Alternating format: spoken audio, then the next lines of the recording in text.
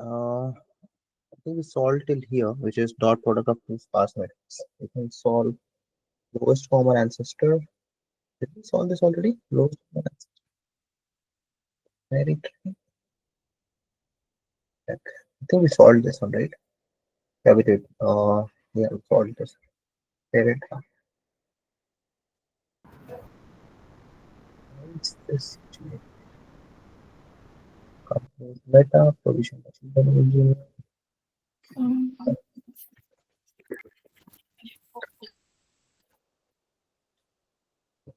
Uh, Random filter. So kth large is done. Minimum done. This binary tree traversal done. Calculator done. Valid palindrome done. Word abbreviations done. POV done. Merge key done. Shortest path in binary tree. Shortest path done. Dot product of two sparse matrix done.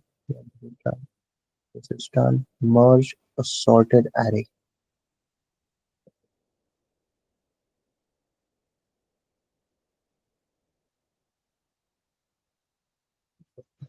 Done. 1, 2, 3. This is also done. Sir, I'm having a network issue, so I disconnected. Okay, okay. Yeah.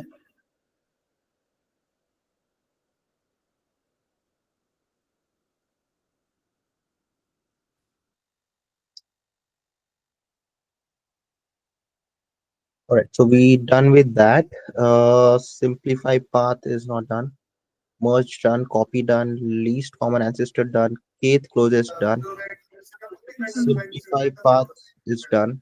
This is not Simplify part, no. not done, right? Simplify path not done. Find peak element not done. Not Custom done. sort is done. Random cyclic weights not done. Minimum add to current valid not done. Diameter of a tree not done. All right. Can do this. Set confirm.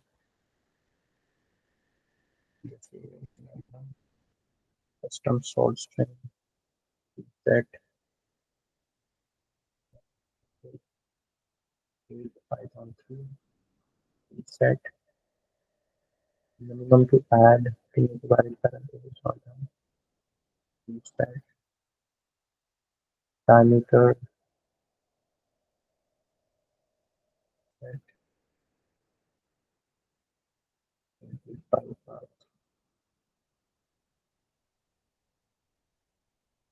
set.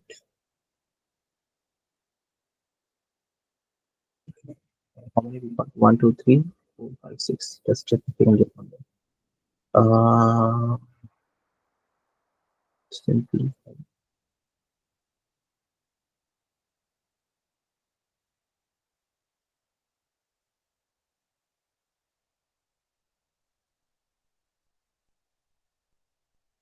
We got this. 2, 4, 5, 6, 7.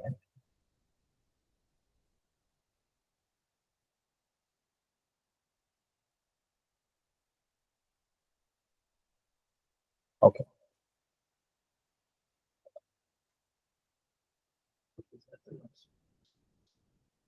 All right. So let's start with this. Finding a peak element. Okay.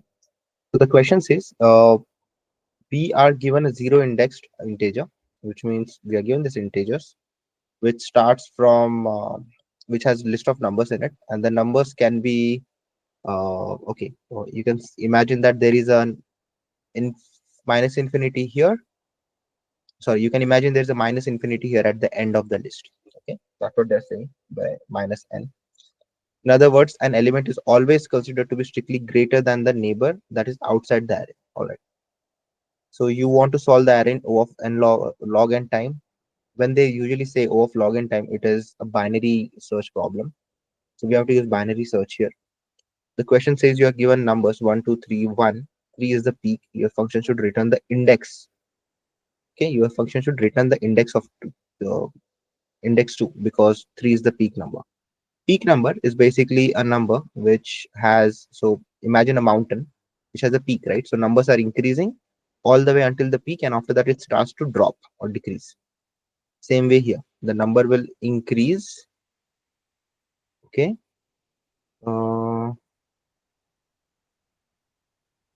and then it is going to drop, and then again it is increasing here until 6, and then it is dropping here.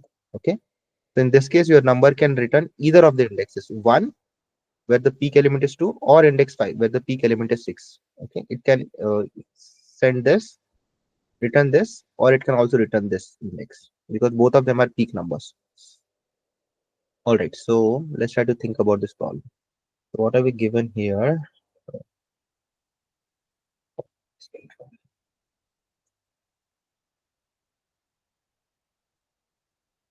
We basically are given a list which is increasing like this, and then it is decreasing like this, and there can also be other increasing numbers here. So there can also be other increasing numbers like this. And so there can be any number of peaks in your list. Not necessarily all of the peaks are going to be same. Some peaks can be larger, some peaks can be shorter, and so on. Okay, and you want to find this peak element, and you can return any of the peak elements. Not necessarily that you want to return the first element only. Any of the peak elements. So given this information, uh, let's take this example, which is let's take this example. Here, these are the numbers that are given to us. Okay. So what we want to do is, because we want to start thinking from a point of view of a binary search.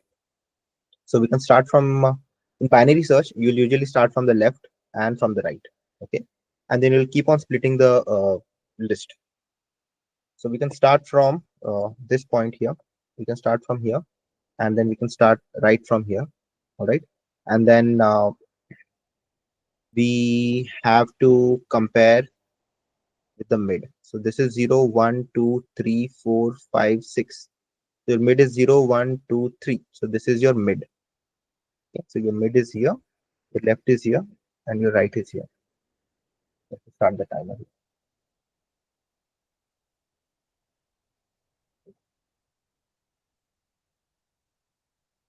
Right, so your left is here, mid is here, there. All right, and after that you have to make a decision based on the mid element. Okay, so the first thing that we want to check, if mid is the peak element, mid will be peak if left and right, both of them are smaller than mid, then it's a peak. Okay, if left or right, both of them smaller than the peak, then it's a peak element, and you can return that.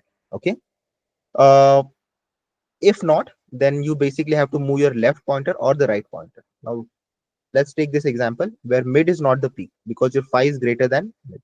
Okay, now here you have to make a decision. Either you can move your left here, or you can move your right here. Okay, one of that can be possible. Okay, now if you can see uh, this particular three elements here, you can see that 3 is not the peak. Okay, 3 is not the peak because 5 is greater than 3. That means your chance of getting a peak is higher when you go on this side, because maybe 5 is the peak. Okay, maybe 5 is the peak. For that you have to check for 5. So what you'll do is you'll move your left here. Okay, once you move your left here, you keep the right there, then your midpoint is basically this.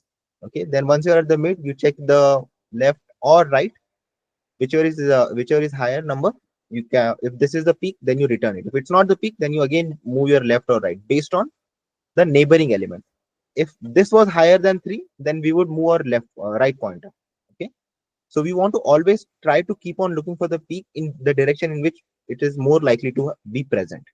Okay, so it's more likely to be present here because it is increasing on this side, and maybe this might be a peak, or maybe any number on the right side might be the peak. If your let's say your mid happens to, well, let me just think. Let's say your mid happens to land here. Okay, if your mid happens to land here, then you can say that this is the peak directly because that's the peak. Okay, let's say your mid happens to land here. Okay, your mid happens to land here, you check the left, no, you check the right, you see that the right is higher, so again you move your left pointer to the mid. Okay, all right. So there is a case. So you move your left pointer to the mid. Don't move it mid plus one.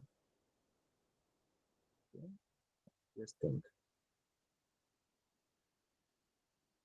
Mm, So if then in this case, I move my left pointer to mid plus one.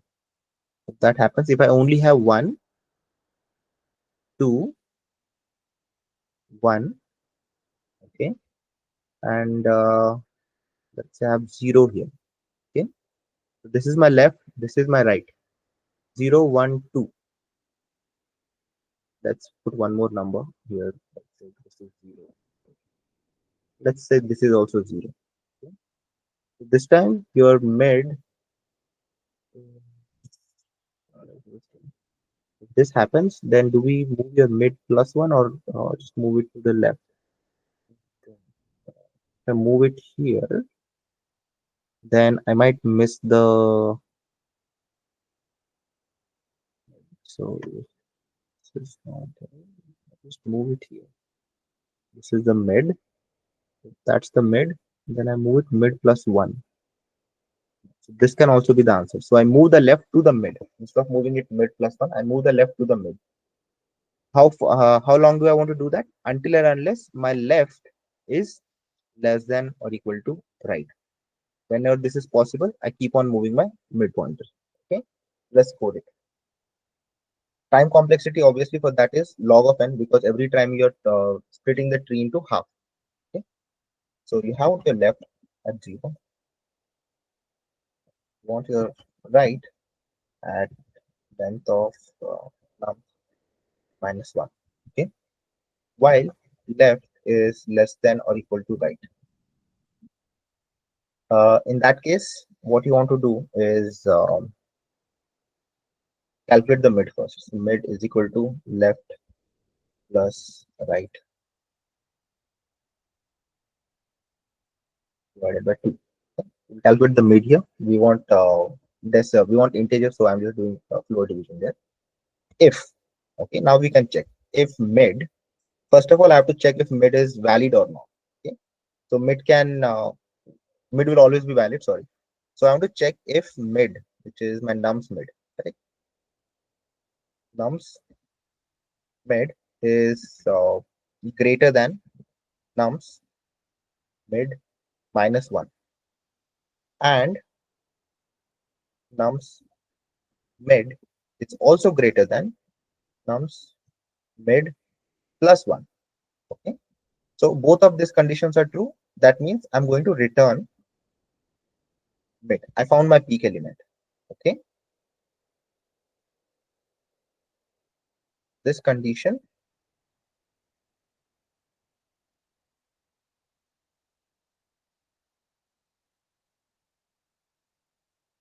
and this condition has to be true. Okay, let me just think now.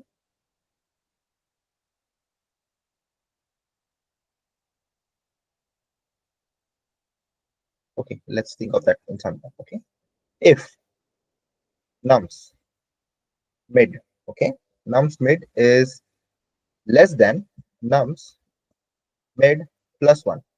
Okay, if nums mid is less than nums mid plus 1, uh, or if it is even yeah, if it is less than, then we just do left is equal to mid.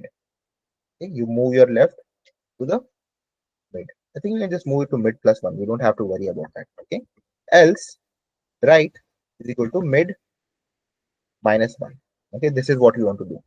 Now the problem that we have is, what if we are at the edge? Okay, if we are at the edge, that means we might have an issue here.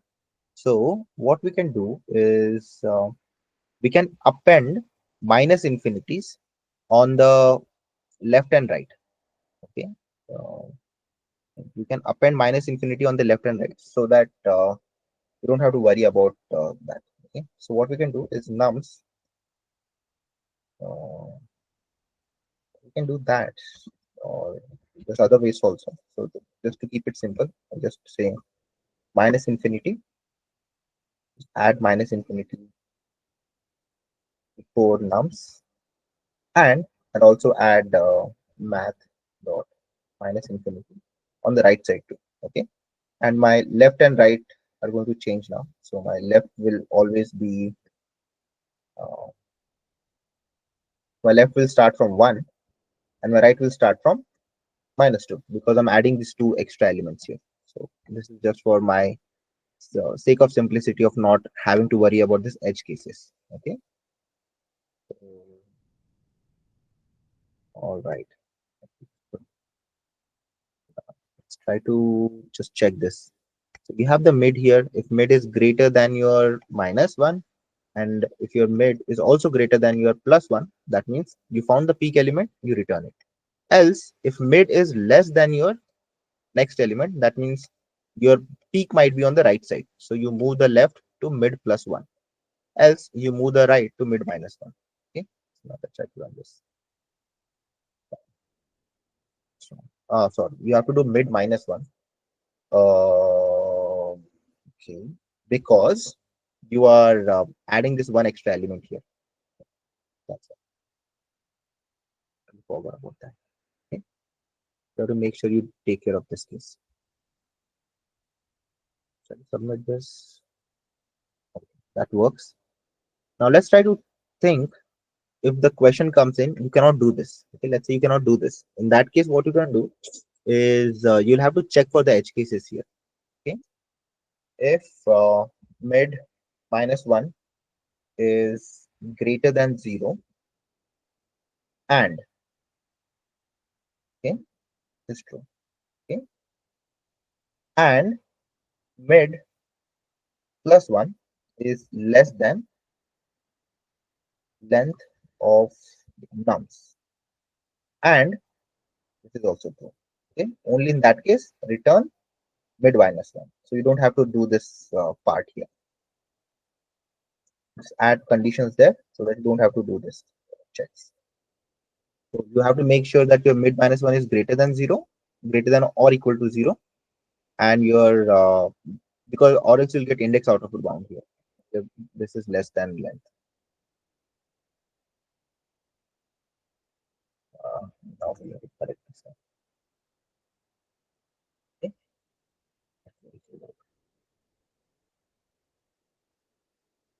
Uh, you have to make it this way. And this also has to be less than length of nums, and so that you don't get out of index. Output came null, the expected was 0. If you have only one element, in that case, what will happen is this is what it's nothing returns, and you have to just return mid here. Okay. If by any chance this happens, then you'll have to just return mid.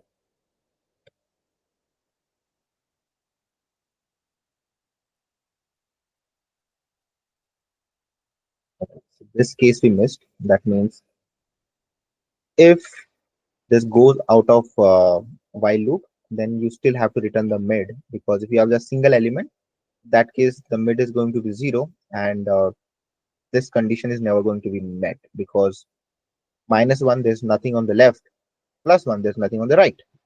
You're never going to return this, so you can just return the mid once you get out of the while loop. All right, so that's how you solve problems for the binary search. Okay? This is an example of a binary search. Go on to the next one. I need to send this question, right?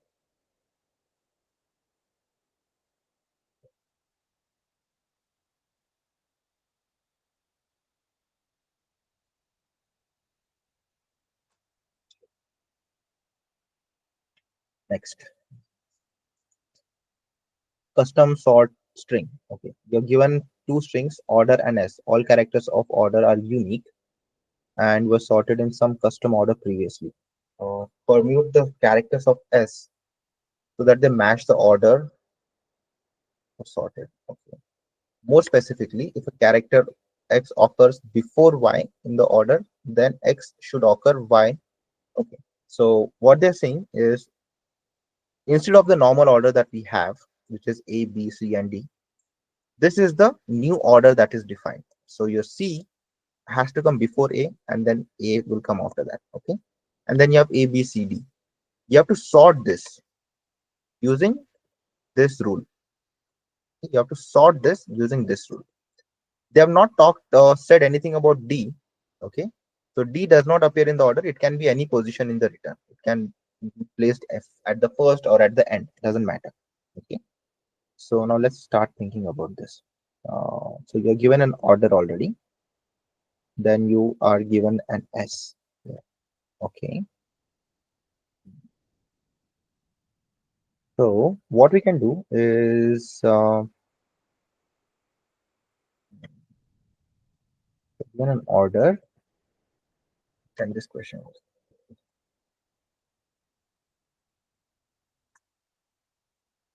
So given an order here, the order is given by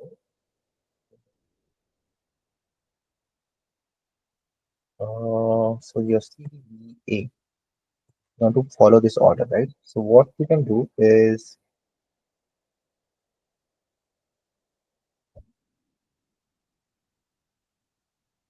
okay, you can have one dictionary, okay, and that dictionary is going to basically be your key is the character and what index it is present on, the value. Okay. After that, see this ABCD, you can sort this using that dictionary, which basically tells you the order in which it is required. Okay.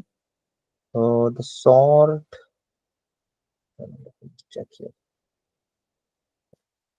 Order length is always less than 26. Return any permutation, that's fine. Okay.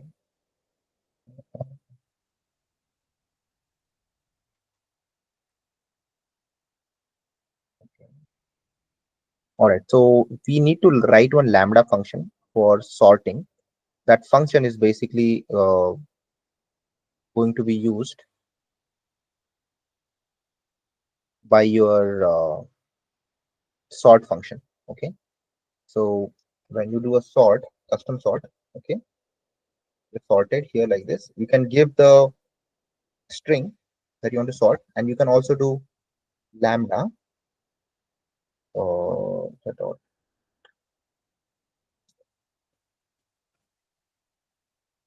uh,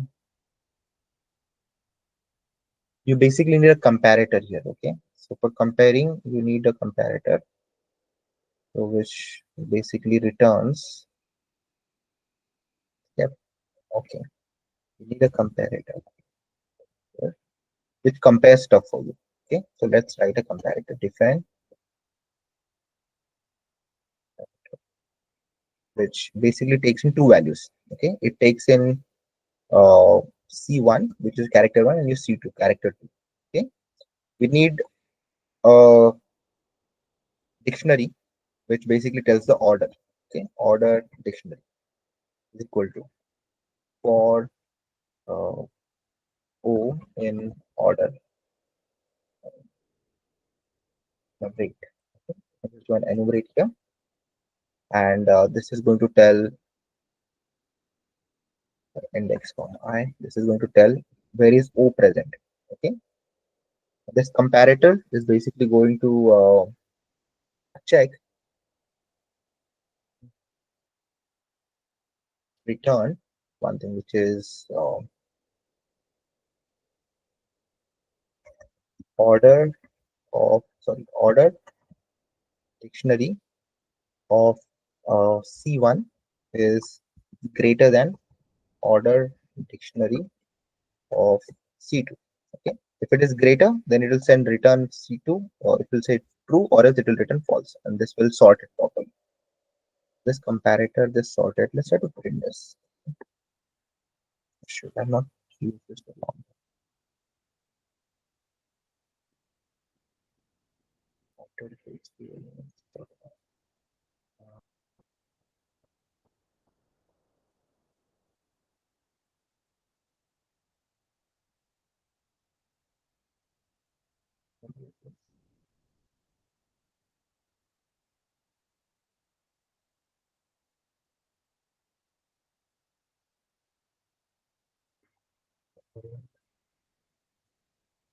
Let's convert that to a list first.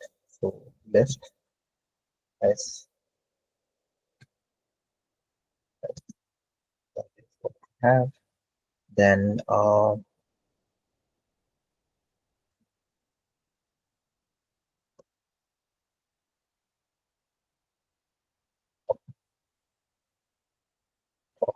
sort.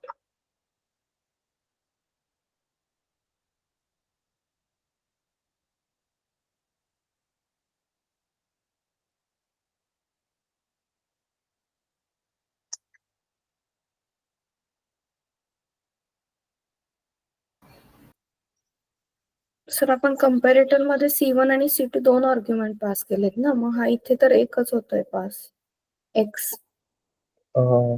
No, so this x is the self element, and this other one is basically the element that is getting compared to. So this x is basically C2.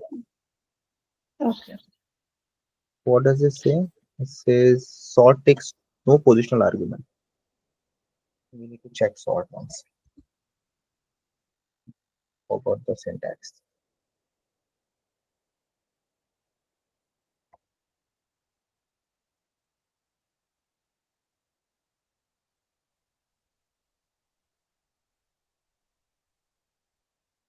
It's the key.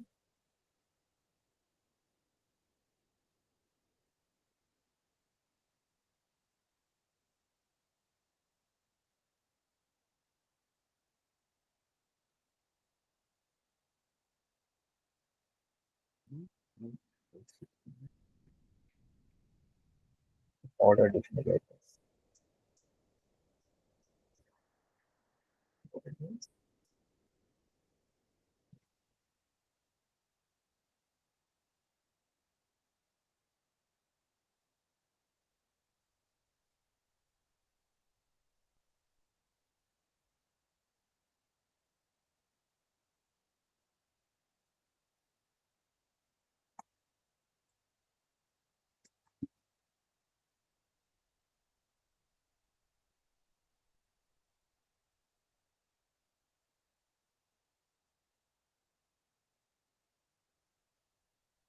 We need this help here.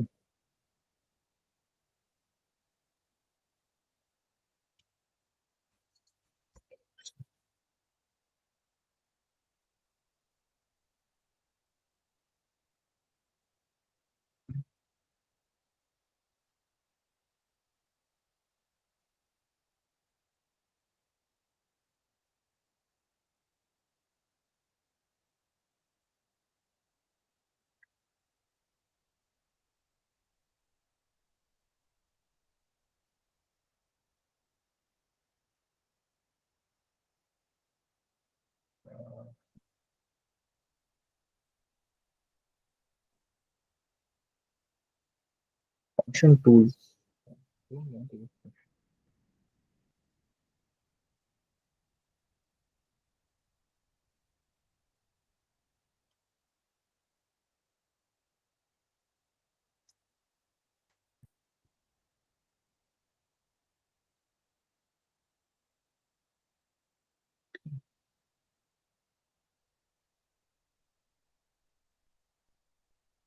All right, I think we can use this part.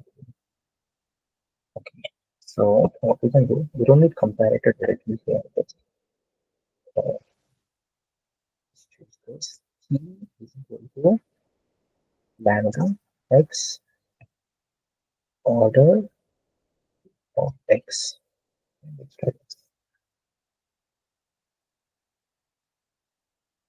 Okay, and that is if x in only it is present in dictionary,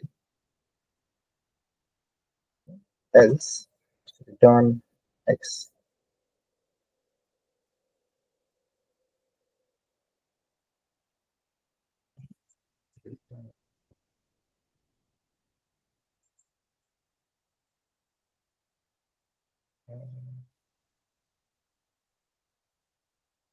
What's wrong with this?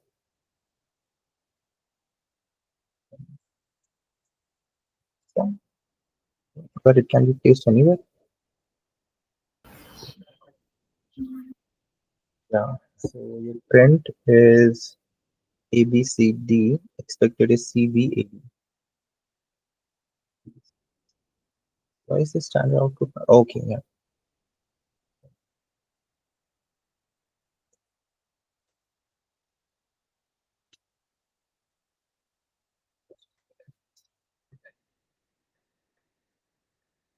So it returns B C B A the way we want it. Dot join.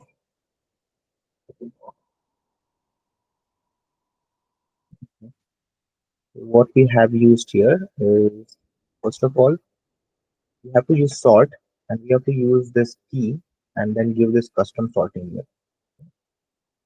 So this order dictionary X, it's present in X.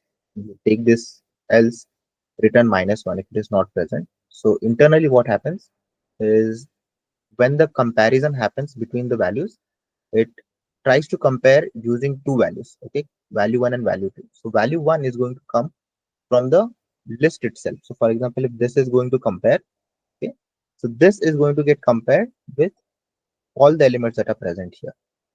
Okay, when this is compared, we are comparing not this value directly, but we are trying to compare the index of this which is present in the order.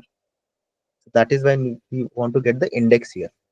If the index is not present, then we can just return -1. Okay, so this should work. So we will not get any issues here.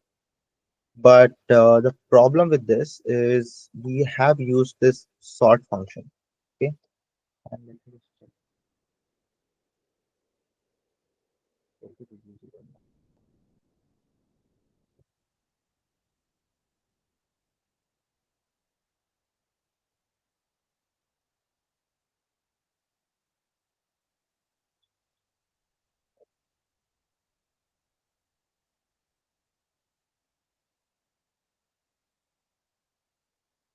Okay, no need to sort it. Just keep the frequency count of each character in S in a map.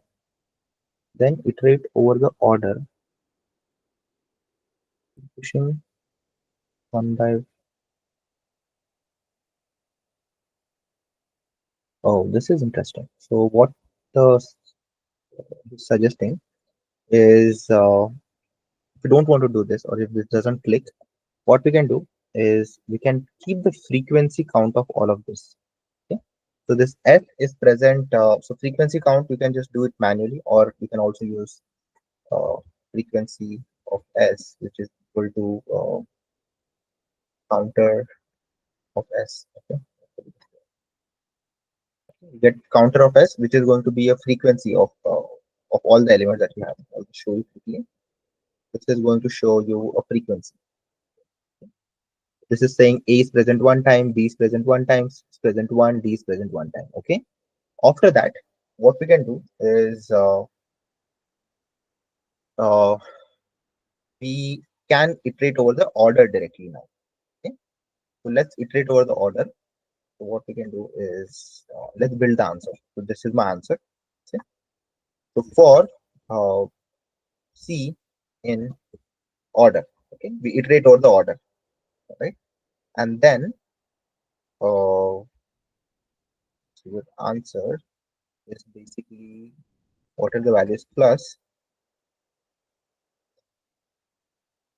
get the total number of times the C is present. Okay, C into so what are this characters? C into frequency of times it is present. Okay? Frequency of times C is present. So this should give you your answer. Okay, the problem with this is what if D is not present there?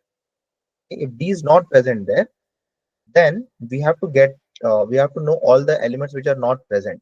Okay, all the elements of S which are not present in order. So in order to get that, uh, as soon as we do this, we can just delete this, right? So we can just delete from the frequency. If you're done using this, so just delete it from the frequency here like this. All right. After that, whatever is left in frequency is basically your remaining ones which are not exhausted yet. After that, do a for loop on frequency. Frequency S. Okay. For I, sorry, for your character and for your frequency times it is available in dot items. Okay, and then your answer is basically C into frequency times. Okay, what we are doing, so once we have this frequency of all the elements that we have, we go and check where should we be placing A. First item that we want to place is C. So place C. Okay, so we are placing C here. How many times do we want to see place C? The number of times C is present. C is only present once, so this is only going to get placed once. Okay. After that, based on the order, after that B. So how many times is B present? B is present only once. Okay. So just take B and put it in the answer. Okay. How many other times the B is present? After that, place A. How many times A is present? A is present only once, so place it into the order, total number of times it is present. Every time you place, just update your frequencies, this particular dictionary, so that you remove the character that you have processed. Okay, and whatever is left is basically the things whose order we don't know. That should be your answer, I guess.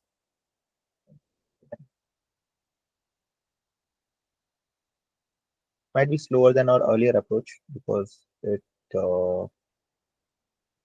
faster, in fact, because the time required here is O of n being time to calculate this counter, and after that we are just going over this list. We don't need to do it. We don't need lambda or all of that. Okay, that lambda would make it O of n log n. Okay, which is the best case for bubble sort, I think. Anyway, so this is also good approach, where we just keep the frequency counts and then keep on pushing into the list. In fact, this can be used in multiple questions. I think frequency count of list or the string that is given is used in many questions that we might see next. Take the editorial. Custom comparator. This is what we did.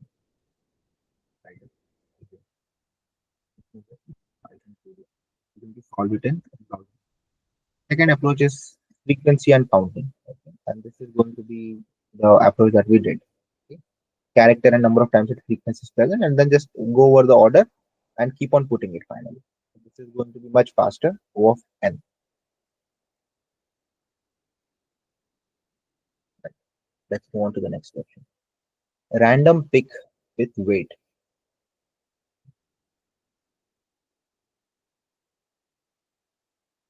Let me send this question.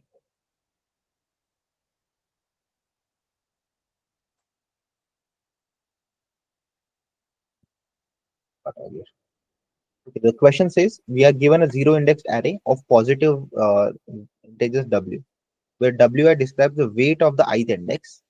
You need to implement pick index, which randomly picks an index in the range of 0 to w length inclusive. Return it. The probability of picking ith index is wi by sum of total number. Okay, so if you are given weights, which is 1 comma 3, the probability of picking 1 is 25%, and the probability of picking 3 is 75%, because 3 is more weighted than 1. Okay, how much more weighted? Basically, it is 3 times, because 3 is 3 times of 1. Okay, then when you pick an index, you should give it that much importance, or that much weighted in your randomness. Right? Okay, so how do we do this now?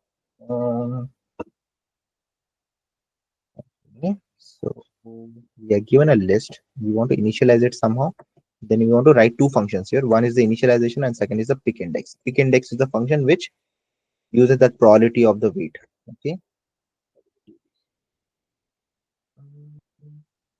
Okay. So this is zero indexed. Have one null. Then 1 comma 3. This has to be 75%, and this has to be 1. Because this 3 is present once, we can just put it 3 times basically. So this list can be changed to 1 and 3 times 3. So, but that will make it really a big list. So the value of I can be as much as 10 raised to the power 5. Okay. Cannot do that. the value of this particular value can be 10 raised to power 5. So it can be up to 100,000. Okay. So what else can we do?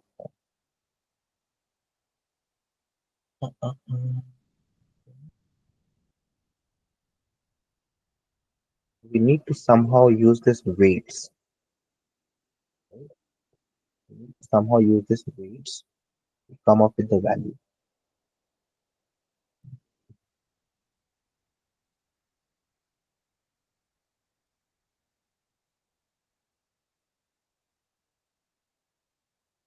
Okay, what about this?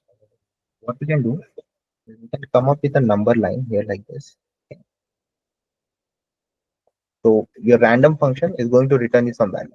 Okay. Your random is going to return some value which is from uh, 0 to 1. Okay, it's going to return a value from 0 to 1. You want to split this particular range in two parts in such a way that your 3 is taking more weightage. So if you imagine this is a line from 0 to 1, so 1 2 3 4, let's say there are 4 spaces between this. So this, if the value is on this side, then return 3. If the value is here, then return 1. Okay, so we want to find this particular threshold or this buckets that you want to build between 0 and 1. How do we build those buckets is so we want to build those buckets here, right? So let's say so you 1 comma 3.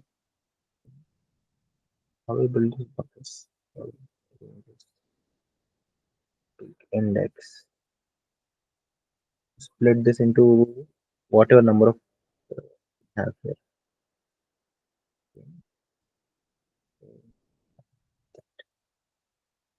Uh,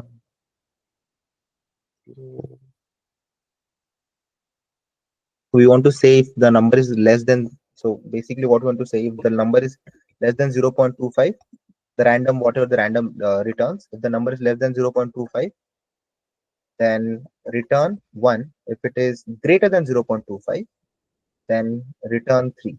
Okay, if it is greater than 0.35, then return 3. Okay, this is what the random is going to return. If random returns this, if it is greater than or equal to whatever the value is, then return 3. This is what we want to do. Okay, random is going to return. Can get this. How do we get this range? 0.25. What if we have one more number? So let's just take one example. 1 is here, 2 is here, and let's say 3 is here. Okay, you have 3 now. In that case, want to divide this into 1, 2 plus 1, 3 plus 3, 6. Correct? You want to divide it into 6 spaces. So 1, 2, 3, 4, 5, 6. Okay, out of this 6, 1 weight goes here, 2 weight goes there to that, and you want to find out this threshold. So this 0 to 1 is divided into 3 buckets. One bucket is this, one bucket is this, and other bucket is this last one. Okay. How do I make this buckets?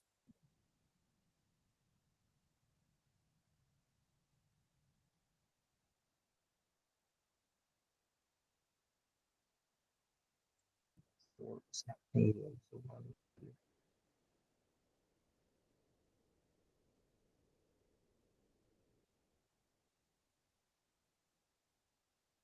1, then 2, then 3, right?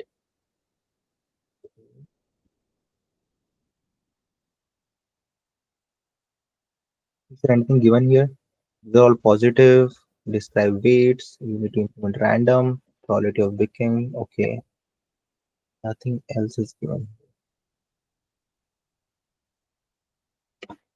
So I get a number from random. I need to assign it to one of these buckets.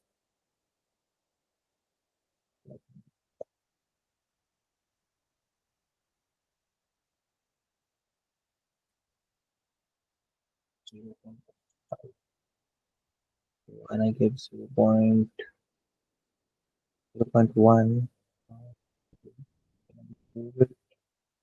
How far do I go? whatever is the sum divided by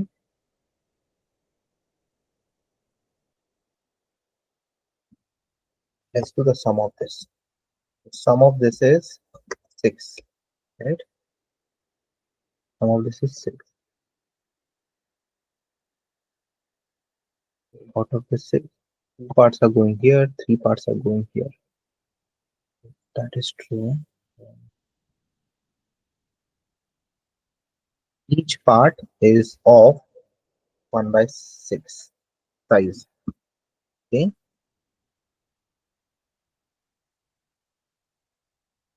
Each part is of size 1 by 6. Then, but 2 takes 2 1 by 6s. Uh,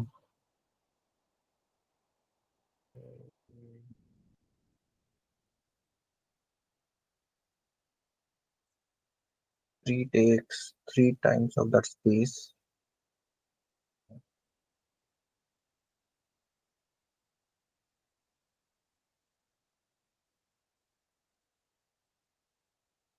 Random number is getting generated. 6.2 times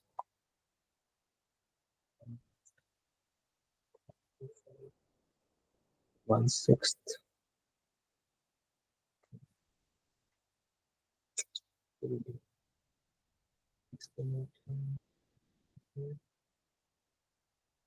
Really, almost all okay.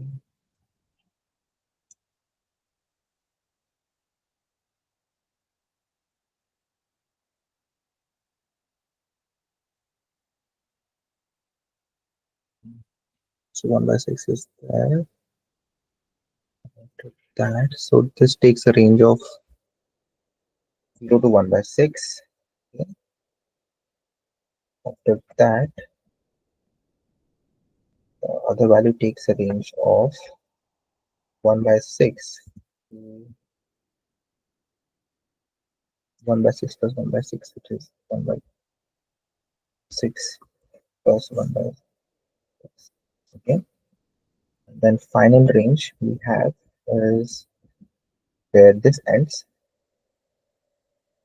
all the way to 1. This is what the ranges are going to be. If the value is in this particular range, then I can return 1. Okay. All right. So what can we do here? If the value is between this range, return 1. The value is between this range, return other thing. Okay. All right. So what we can do is so we have this indexes here, right? So we can get the random number, then start looking where it will be placed. Okay, and that location is basically that we have to return. Right? So we need to create this one. So we need to create the ranges here like this.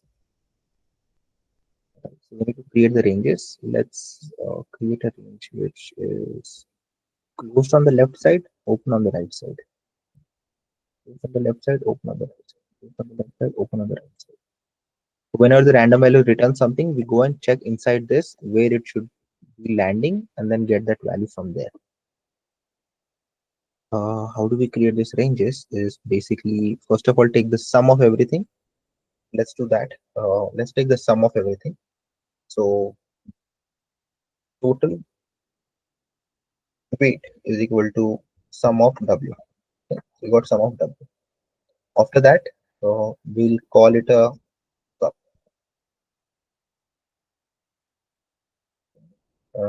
Is there a better way of looking at this? That's what I'm trying to think.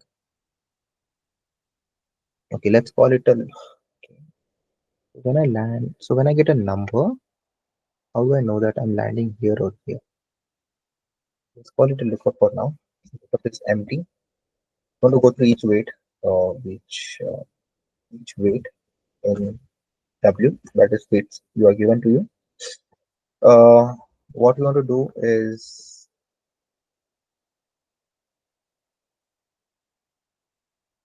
okay, last weight 0, you're starting off with 0, right? So your lookup is basically going to have two things. Lookup dot append is going to be your last each weight, comma, and the right side is going to basically be your each weight divided by total, whatever the value is here. Okay, and then your last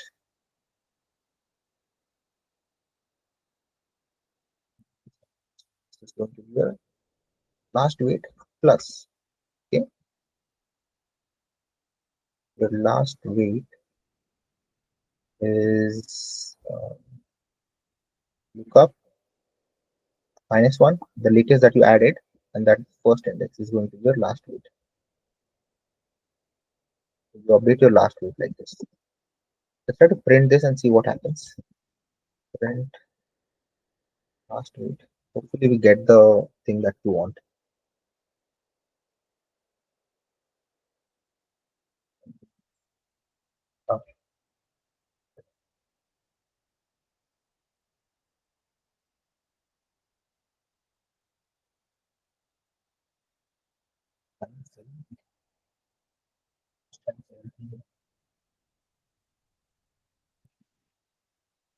Let's get rid of this.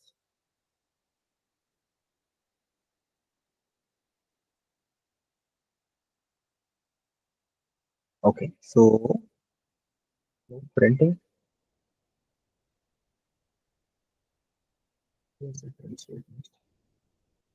Standard output says just 1. Okay, we want to take this total weight. Sorry, lookup. What we want to print. Okay, so this lookup should give us the ranges that we need.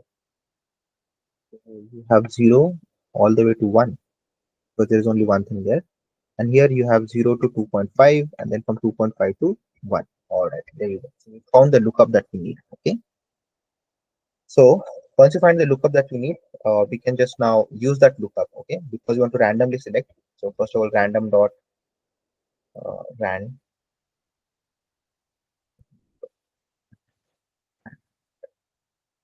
what we need. Just return this once and check. Okay, we print this once. Hopefully this is the function that we want. Okay, that is what we want. Random dot rand. So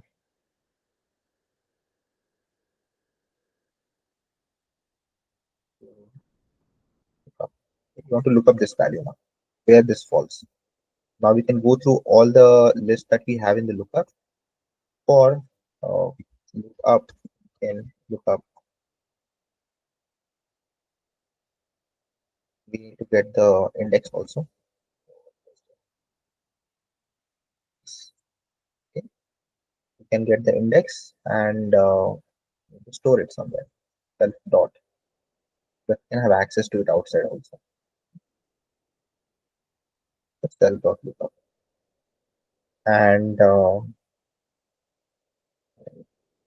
then we also need this weights. So self dot w w. We need the weights also. If uh, your this value is between your lookup 0 and less than the right side one. Okay, then return self dot w I, return the ith element. Okay, this should self dot lookup, self dot lookup.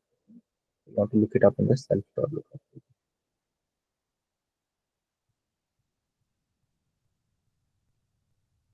Expected. Why did it return 1?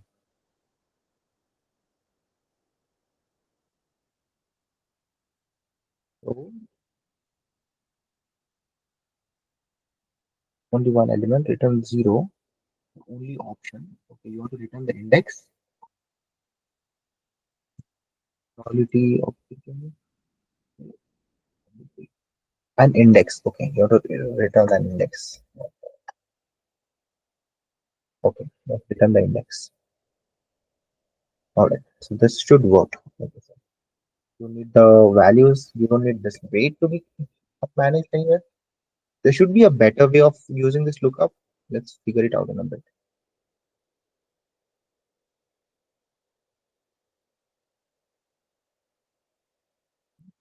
Works, but we are extremely slow. Now let's try to think what are the better ways of using this lookup. So do we really need this lookup, or can we use some math here to directly derive that value? Okay. How do we derive that value?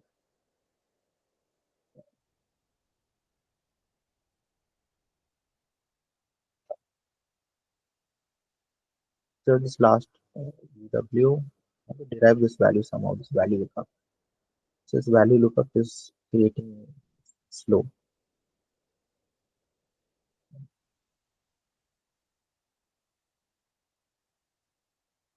Self.lookup is slow because whenever we want to do a pickup, we are going to iterate through the whole list, try to get it. Okay. Instead of that, can we use set or can we just use no of one time? That is what I'm trying to think. Uh,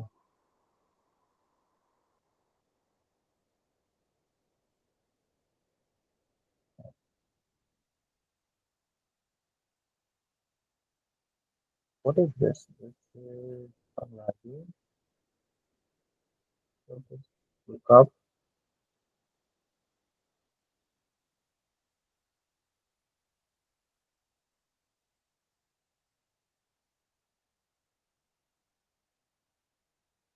No, I'm not able to think the right time. So let's just keep it.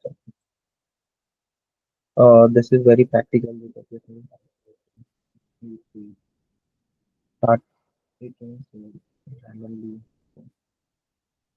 We have weights here. Distribution offset. You should come with limit first. Okay. So what is it? Prefix actually?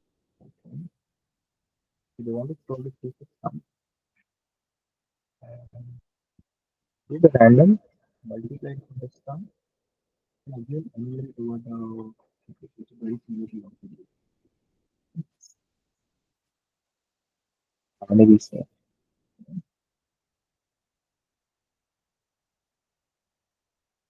I think we can do binary search here as well.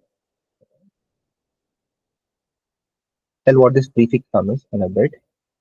This prefix sum is basically what they're trying to do is store a list which basically takes the sum till that whole value. So for example, if you have this, let's take this number. If you have 1, 2, 3, okay, and then 4. And what you can do is your prefix sum is 1, then 3. Okay, basically 1 plus 2 is 3, and then 3 plus 3 is 6, and then 6 plus 4 is your 10. So this is your prefix sum. Okay, what they're trying to say is use this prefix sum to use this prefix sum. So we have total. This is the last prefix sum that we got. Store them. After that, when you get the target value, uh, check the closest value to the prefix sum. Okay, check the closest value to the prefix sum. So let's say we got this values, right? Then I got the random value. Okay, I took the random value and I multiplied that the sum of this whole thing. So basically multiply this with 10. So let's say I got 0.5. So 0.5 multiplied with 10 is going to be uh,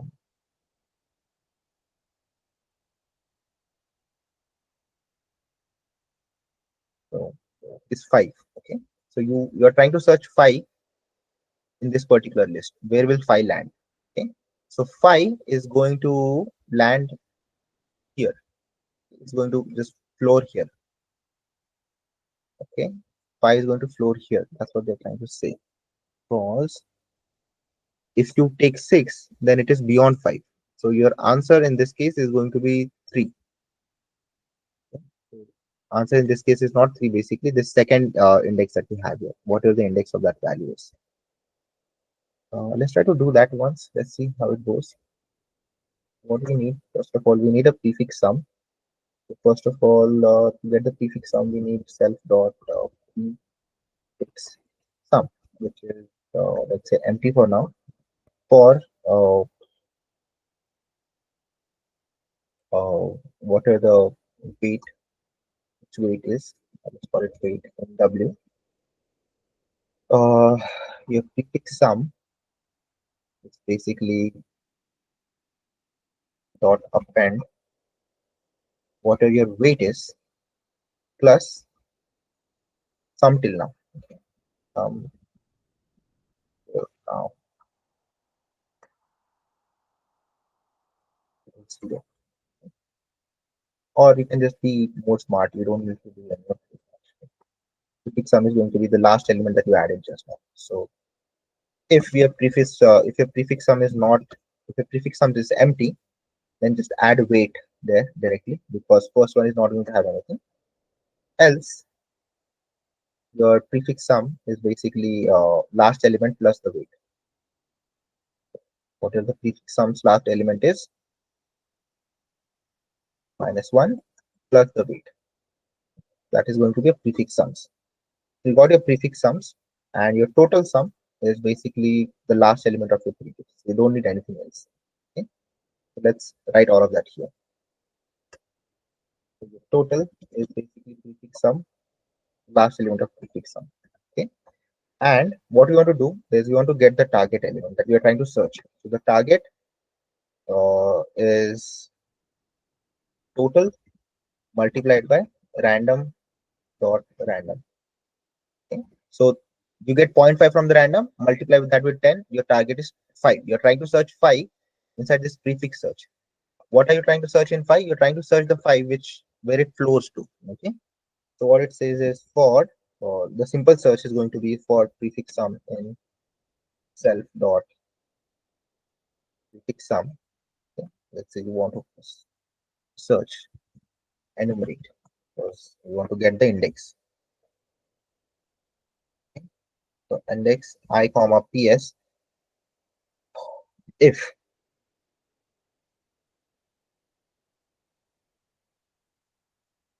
let's get the answer here. The answer is, let's say, math.inf, biggest number that we have.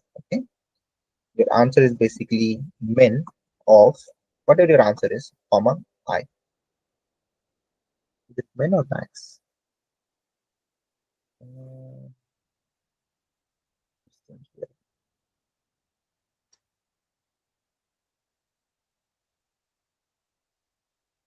Uh, if your PS is sum is less than your target. Okay, if it is less than your target, that means your answer is equal to I. Okay, answer at 0 right now. The answer is I.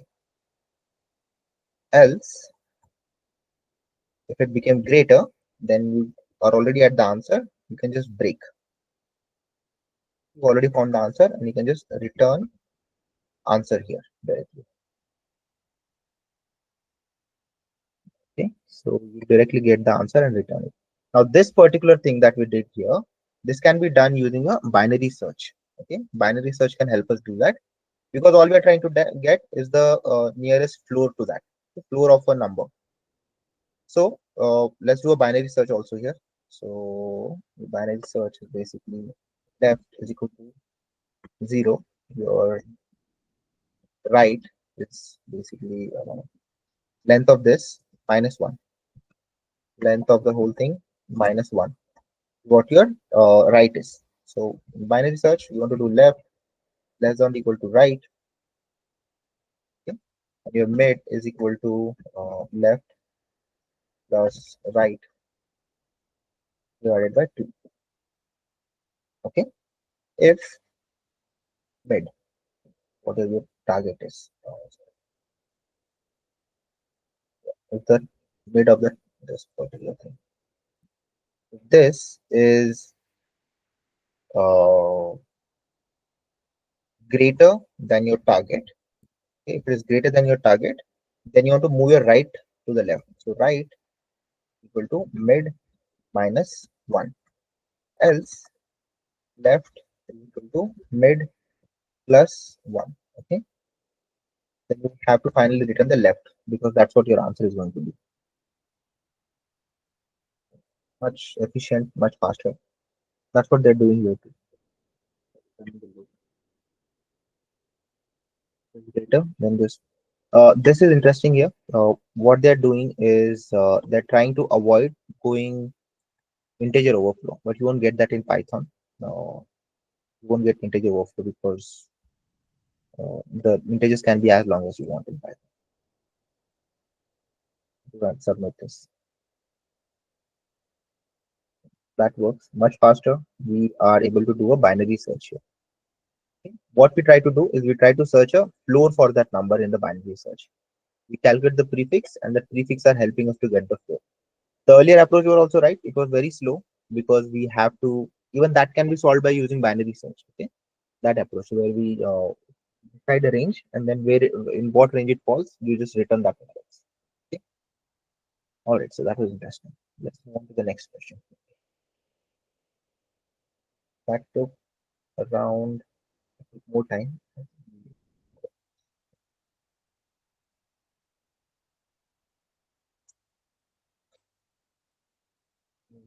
With the random, let's do this question. Minimum add to make a parenthesis valid. Did we solve this already? Okay, parenthesis is valid if and only if it is not empty string. It can be written as a b, okay, where a is considered v and the valid strings. It can be written as a. So examples are given here. This is what you want. You can insert an opening bracket and make this a valid. Okay, return minimum number of moves required to make s valid. Okay, you can start with this. This is valid for, we are left for this. So that means it's a, we need at least one closing here to make it valid. We need at least 3 closings here to make it valid. Okay. So whenever we have parentheses, I think we discussed in the first session also, we can use the stack to make sure that we have valid ones, and then anything that is invalid is going to be present in the stack, correct? Or if the stack is empty, then your invalid has to be increased by 1. So, okay, how many do you need is basically, if your stack is empty, that means you cannot pop anything, right? So what we are saying is we can maintain a stack here like this. So your answer is basically, let's say you have this. This is what you have.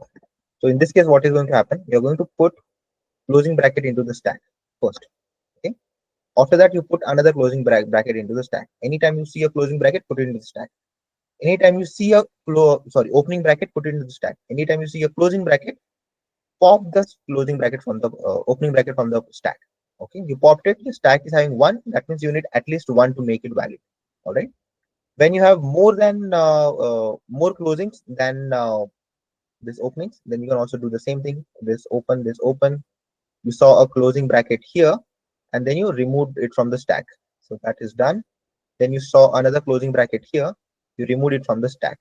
Okay. Now your stack is empty, but you still not processed everything. Okay. If you see an closing bracket here, that means you need one more opening bracket to make it valid. All right. So let's create a stack here. We want a stack, and we want to keep on inserting things into the stack as soon as we encounter an opening bracket. All right. And we can keep something called as invalid closing count. Okay. How many times is closing not available? So we just go through the characters by character. In S, if C is equal to your opening bracket, then push it to the stack. Stack dot append, push it to the stack. Okay.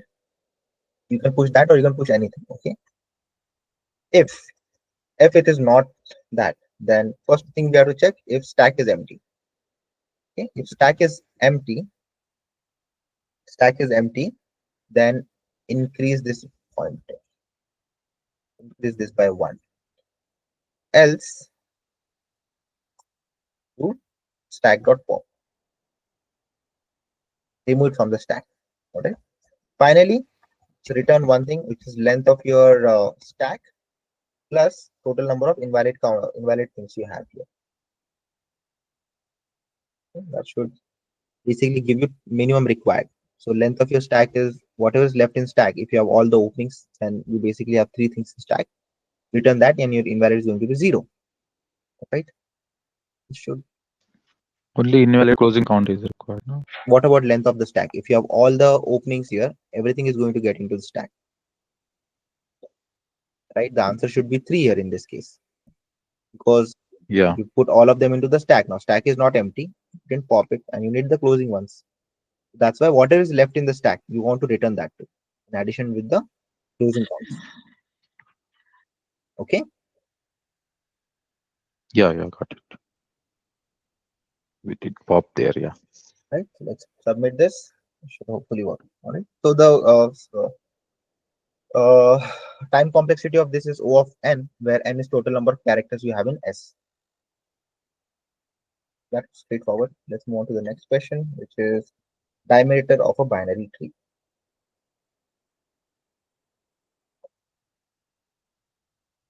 Start the timer. So given the root of a binary tree, we want to return length of the binary tree. The length of the binary tree is the longest path between 2 nodes. This path may or may not pass the root. So you have 1, 2, 3, 4, and all of these values. 1, 2, 4, 1, 2, 3. So the longest path here is 1, 2.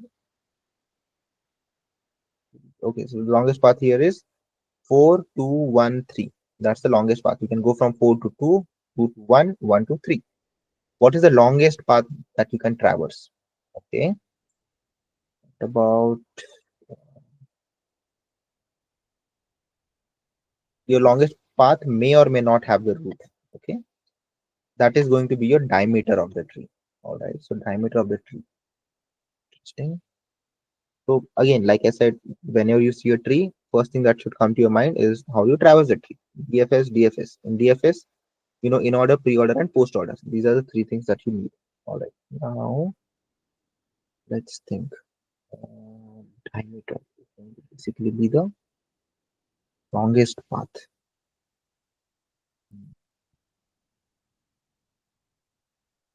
The longest path doesn't necessarily start from 1. It start from anywhere.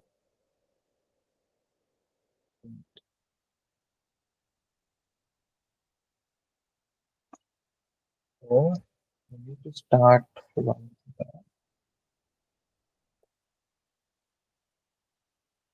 I take this value, longest path. Given in the question, given the root of a binary node, given the length of the diameter of the tree. Length of the longest between any 2 nodes. Path may or may not pass the length. Length of the nodes is represented by the number of edges. So this is 3. 1, 2, 3. Total number of edges present. Okay, not the nodes. Total number of edges. Okay. Total number of edges.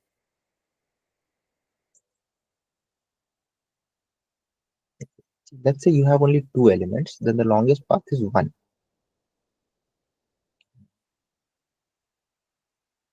Have See, you have more nodes here in the bottom. The longest path can go to here, or it can also go here. It can go anywhere basically. The longest path does not need to pass the. What it means is, let's say your longest path have a node here, then you have a tree here, then you have a node here, then you have a node here, okay, and you have a node here, you have a node here, you have a node here, you have a node here. Okay, the longest path here is this path. 1, 2, 3, 4, 5, 6. Root node is not necessary that it will be in the longest path. That is what they're trying to say. This case, we start from here. I will keep track of what is the longest path till now.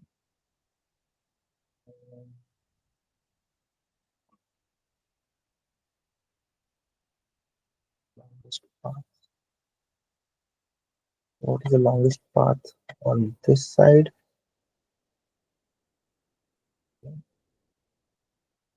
Maximum depth on this side plus maximum depth on this side. Summation of those two should give me the maximum path. So I need to get the depth on both the sides. What is the depth on this side? What is the depth on this side? If I get the depth on both sides, I can do the summation to get the longest path. Okay. So depth on the left plus depth of the right. Depth of the right going to give me the diameter. Okay. And if I already have a diameter, let's say, I just need to do a max of two things. Either do this or whatever the current answer is. If my answer is this, my answer is basically maximum of these two, this and this, right? And I can just return the answer finally. So return the answer. Let's try to think if this has any issues. We take the depth of left, take the depth of right, and get the answer here directly. The depth of right and left, right? How do we take the depth of right? So start from here at the depth 0. Go here, depth is 1. To go here, go all the way into the bottom. That will tell me what is the depth here. What is the longest on right side? For that, I need to go all the way to the bottom. Only then I will know what is the answer for this. Okay. So for me to know what is the answer for this node, I need to first go all the way to the bottom. Okay. That means I need to pass the leaf node first and then the intermediate node. So this looks like a post fix. Okay. So this is like a post fix traversal. So this is not prefix or in order. So this is post order. Post order traversal. So post order traversal. Alright. Post order traversal, what we can do is go through this particular thing. Once we have the leaf, we basically return answer to this. Okay, so for them the depth is 1. For him the depth is 2. Okay, for him the depth is 3. Right? For the left side. So I need a function which can give me the depth, the left side, and I need a function which can also give me the depth on the right side. Both are going to be the depths.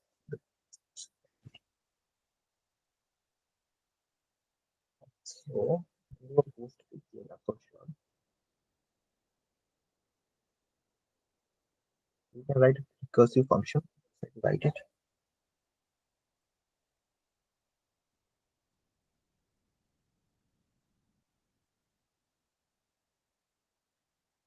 So we know that we need a postfix, post order, post order. Okay. In order to write a post order, you can write it in two manners. One is recursive, and second is using a iterative method, which is using a loop and all. Okay. So let's think. So let's use loop method because it will become simpler for us to understand instead of recursive. And because this is post order, we need a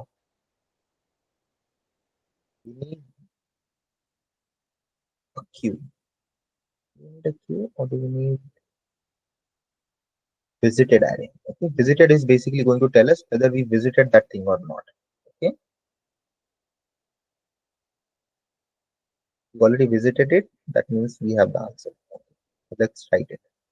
So this is iterative. We need a stack here. So let's keep a stack which is going to be empty for now, and let's insert our root node into the stack. Okay, while the stack is empty. Okay? While the stack is not empty, just keep on iterating. So because this is post order, we want to keep on appending to the stack, right? So if first of all pop on the stack dot pop. Okay, I'm going to remove the element from the pop from the stack. This is my node, right? If node dot left is available, then actually first I have to put the right one. Stack dot append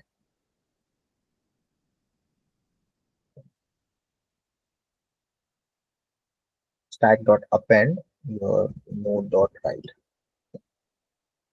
If node dot left is available, then stack dot append node dot left.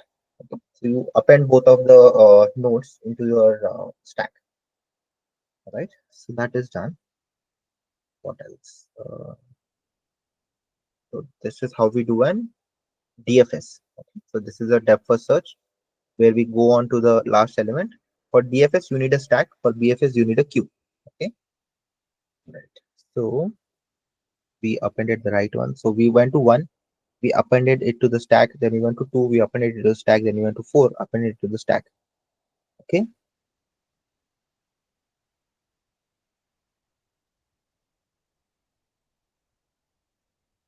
So we went to 1. When 1 is popped, appended 2 into the stack. Now also appended 3 into the stack. So first we appended 3, then 2. Then we popped 2, appended 5 and 4. We popped 4, nothing to append, we are done. So the elements are getting popped here. Okay. All right. So the elements are getting popped as soon as we visit them. All right. Because this is post order, we don't want to pop them. All right. Because if we pop them, then we won't be able to do post order here. Okay. We want to go all the way to the last element. So instead of popping, let's take the top node. Okay. Let's take the top node. So your top node is basically your top of the stack. Okay.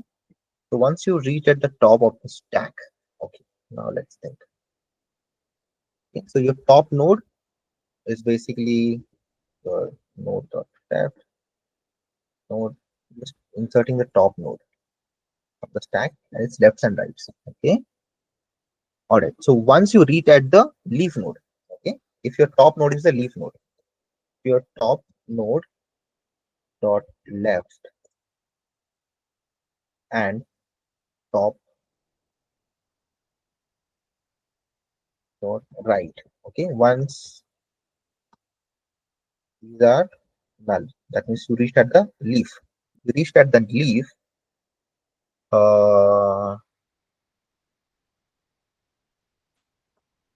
Okay, if you reach at the leaf, that means you don't no longer have anything to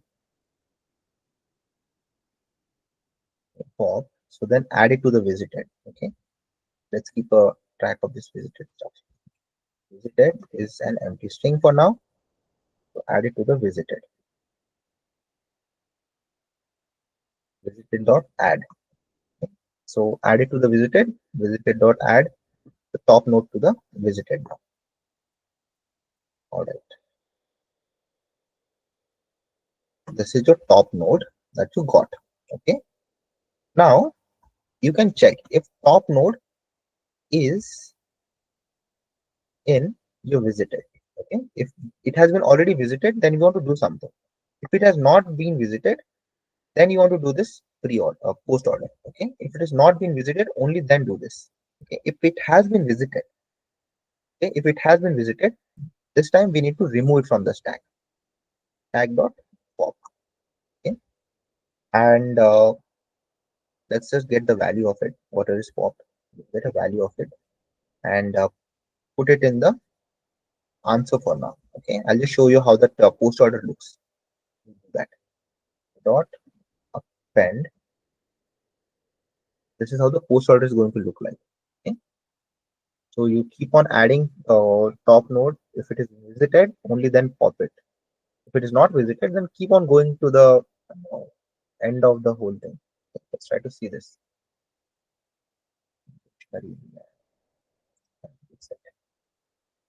So let's put it in the set and print our answer for now so that we can see the post order is working properly or not. Print answer so that we know the post order is working. And into infinite loop.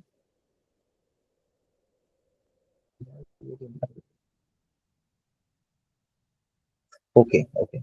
Because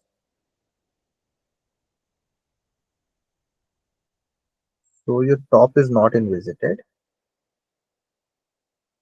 Then you went here, get the top node, you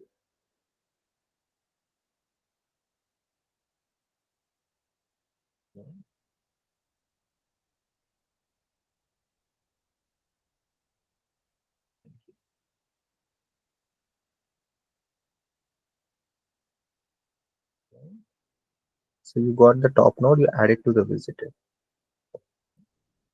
So you got the leaf node and you add it to the visited. What about adding this intermediate nodes? How do you add them to the visited?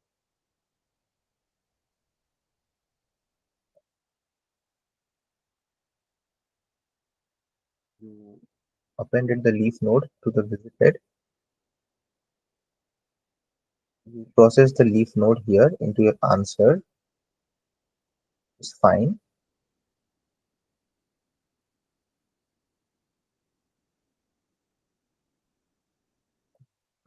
What else?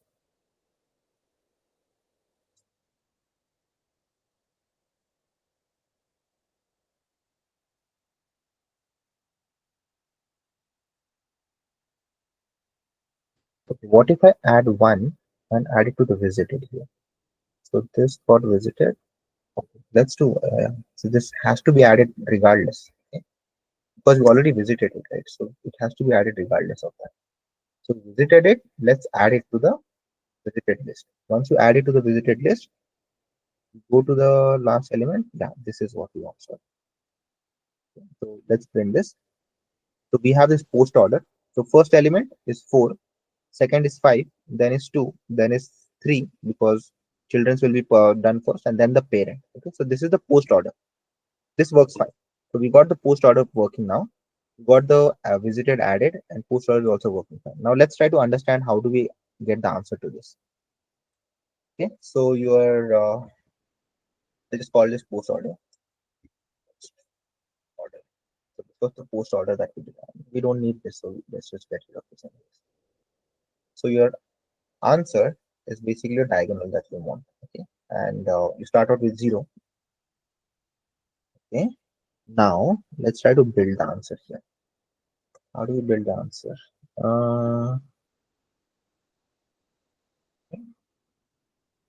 Can we add some things to the stack here already?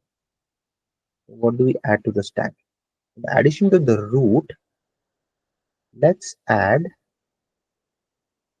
uh, one more thing, which is from where is it starting? It's depth. Okay, then this gives the depth. All right. When you move on to the next level, you append the depth to it. Okay? Get the depth with it. Right? So get the depth with it. Okay. When you pop the node and the depth of the value both. Okay. So you get the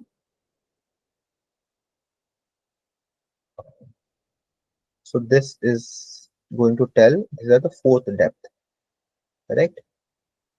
All right. So you popped the node that was popped. Okay. Let's call it top node for now. Anyways, that is getting popped. Okay. And the depth of that is this. Your answer is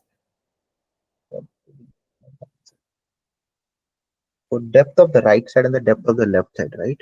What is the depth of right side and left side here? How do you get the depth of right and left? Answer diagonal.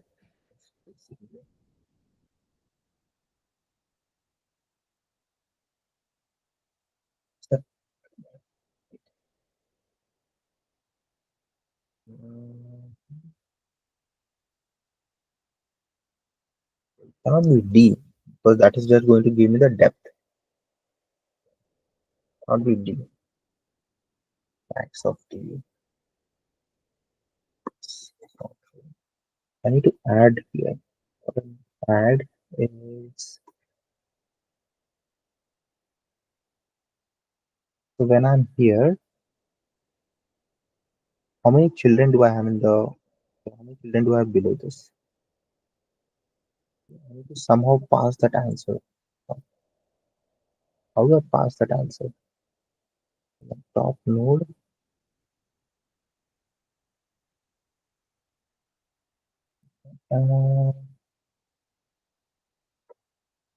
Let's just think.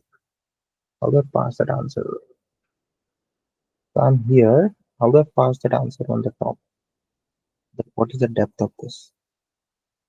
So this is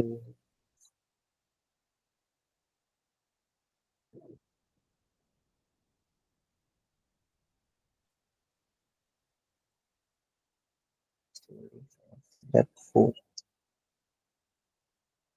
So this is a depth 4, 0, 1, 2. Correct. Depth 2. 2. This is a depth 2, but this has to know that there are 2 children below me. For this to know 2 children below it, to update it, let's answer somehow. How do I do that? So we have the root node and it only has 0 picket. I have to update this guy. Update that.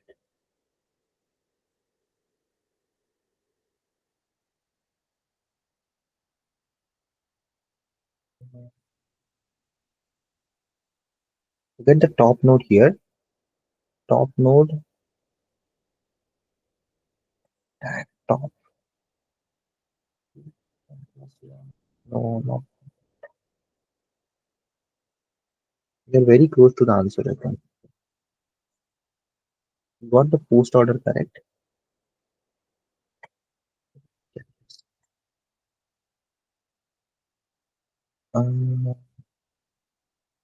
It's going to be my left height.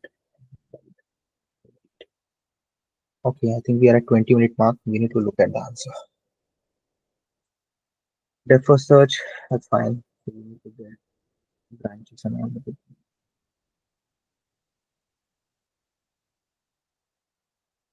Left path was right path. Diameter.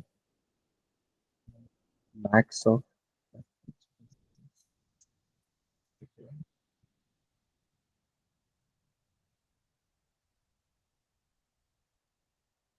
left.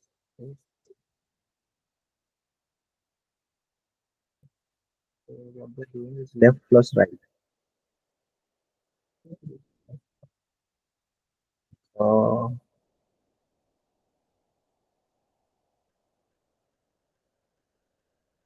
so they get the left path, the right path, or the diameter.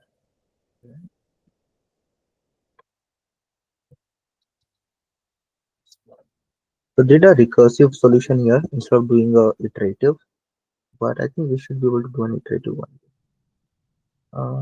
What is this? Recursively find the longest one.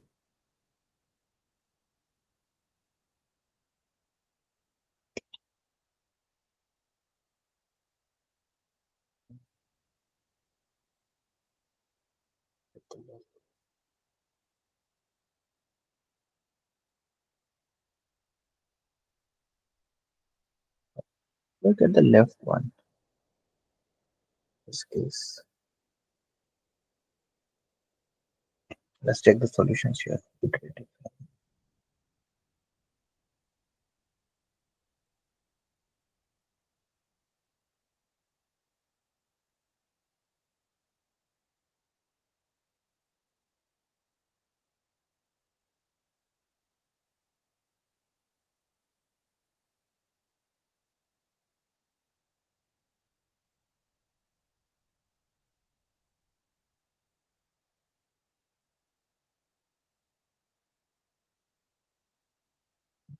Keeps track of height of each node. Stack is there, which is fine.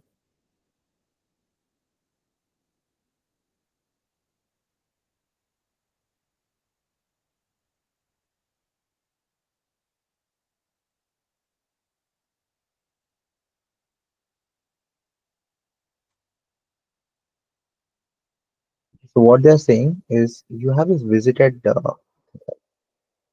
So instead of just storing the value in the visited, store the node and also the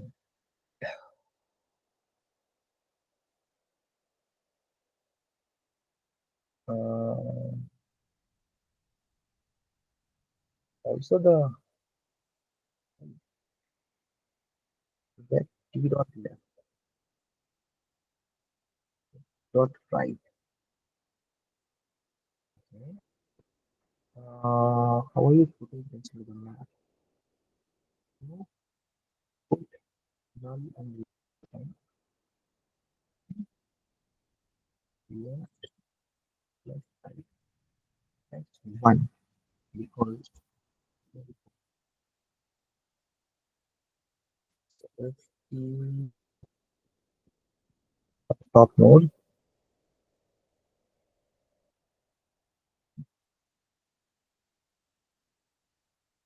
here, so you got the top node.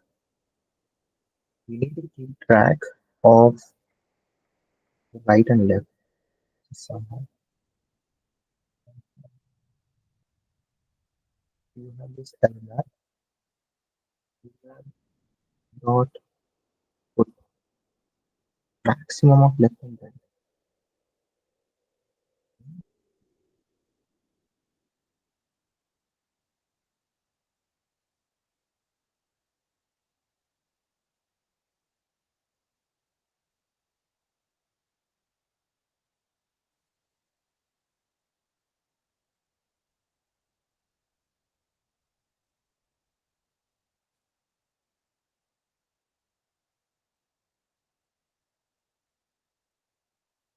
Okay.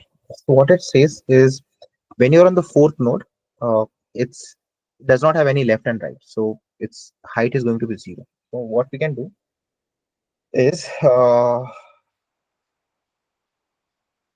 this visited is basically going to be your dictionary, which can have a default value here.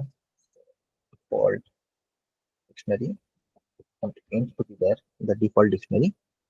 So what it says is take the top node that you visited, okay, and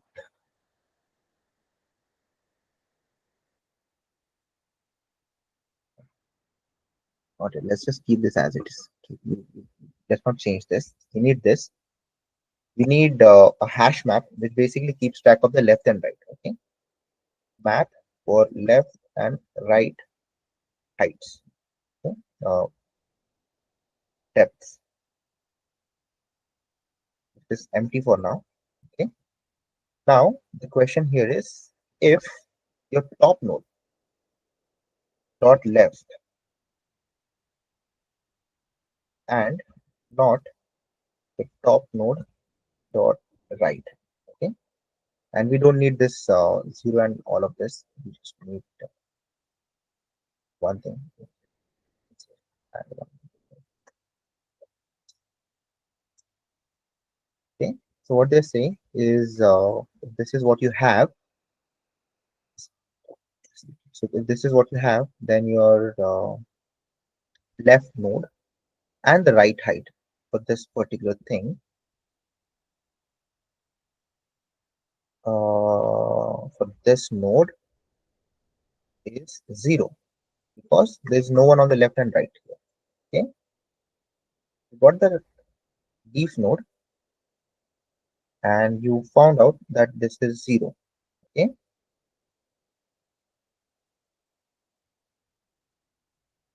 else the maximum right is basically going to be max of what is the left height. Get the left height in a bit and right height.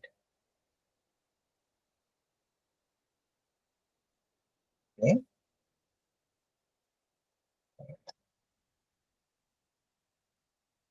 So what's the left height?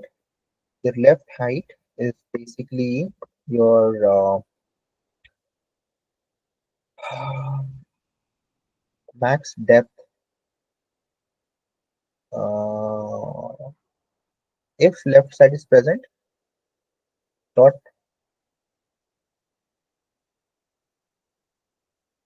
left if it is present in the node. Okay, if it is, and we don't need to do all of this, just say left height is equal to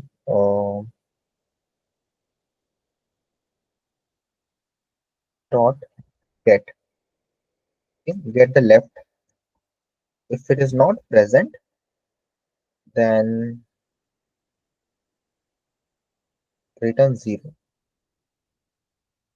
Okay, that's my left height. Right height in this case is going to be your right height, and this has to be right here. So right height if it's present is 0, or else it's what are the values? Okay, your answer for this is max of left height comma right height. Okay, that's for sure. Whatever is the maximum. Okay, uh, and you want to add 1 because now you are going one level up. Okay, that's okay. If it's a leaf node, then we know that this is 0. Do we need this? Let me just think.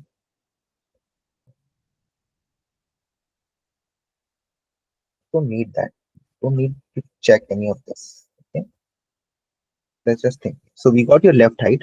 If it is present, then whatever is present, return that. If it is not, then just zero. Right height is that. Okay. Now your answer, okay, or your diagonal is basically max of your whatever the diagonal is, comma left height plus right height.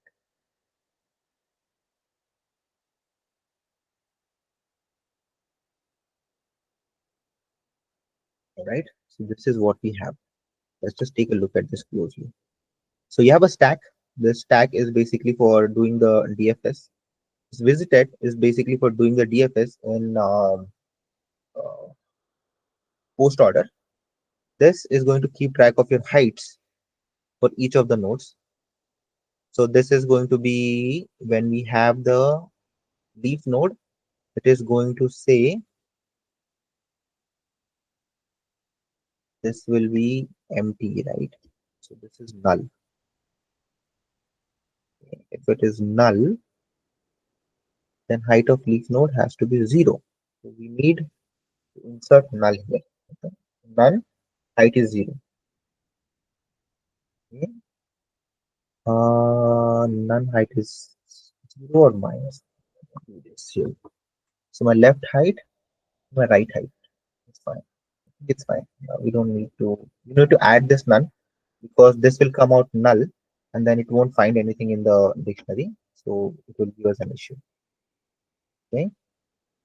So null got added there. Right got added there.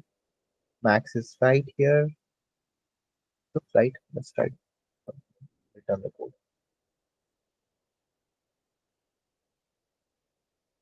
Return. What it says? This is okay. There you go. It works. You get the diagonal.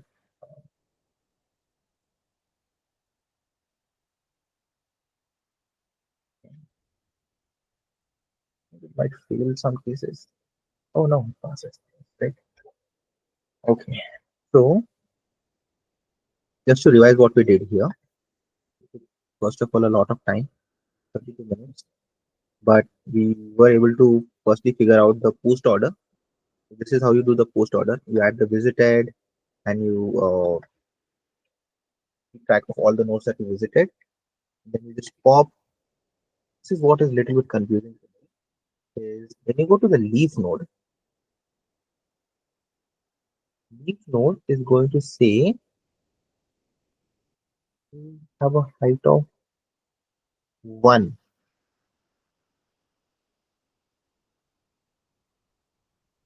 but left node and right node are anyway 0. So you don't have to worry about that. Okay. Left height is 1 and then plus 1. All right. So yeah. So what we are doing is this. So when you start out with the node, you start out with the node here. This is how we start out basically. So the dictionary that we have is basically keeping track of.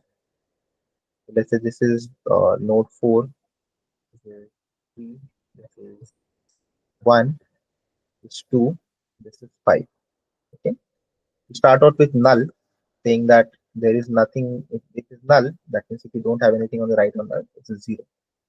Okay. If you have this 4, okay, this 4 is going to give you a depth of 1. Why? Because in order to reach 4, you need to travel this distance 1. Okay. This 5 is going to have a value of 1. Why? Because in order to reach 5, you have to travel this edge, which is 1. Now this 3, which is going to be summation of two things, which is your left, sorry, it is going to be max of left or right. So max of left or right is just 1.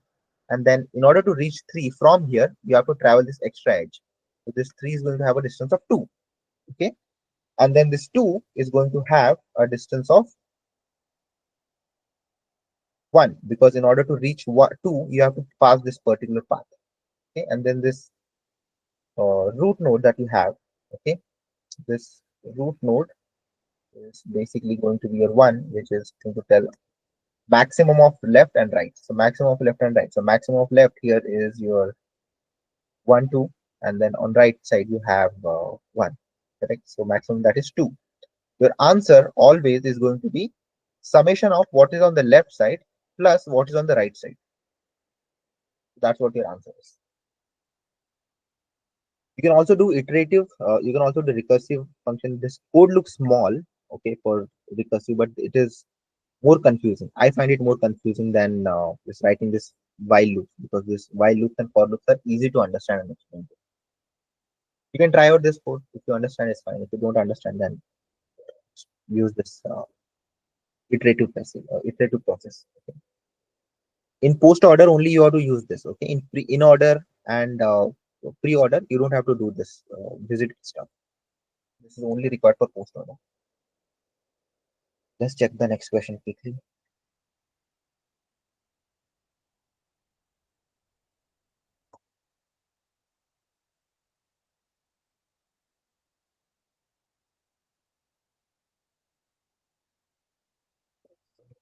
Simplify path.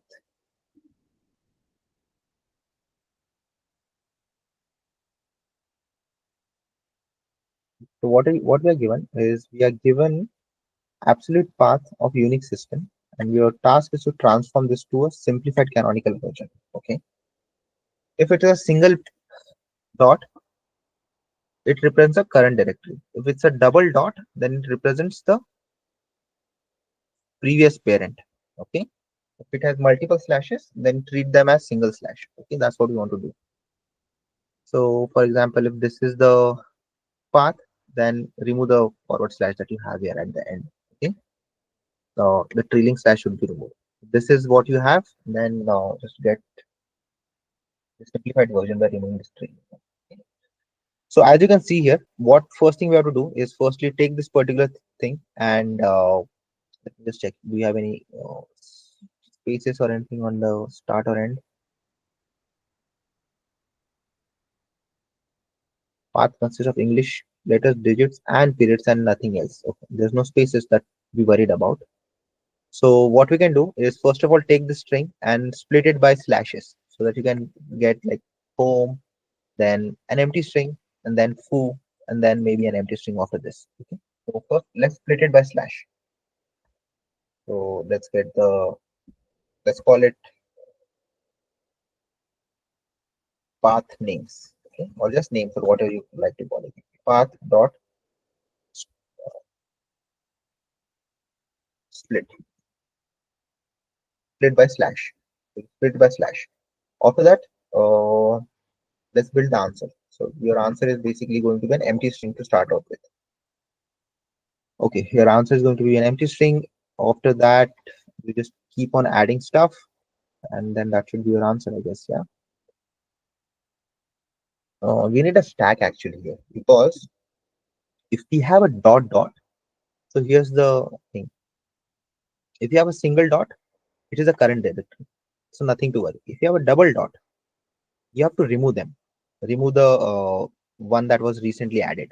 Okay, so we need a stack here. All right, so yeah, we just need to simplify the path here. Okay, so for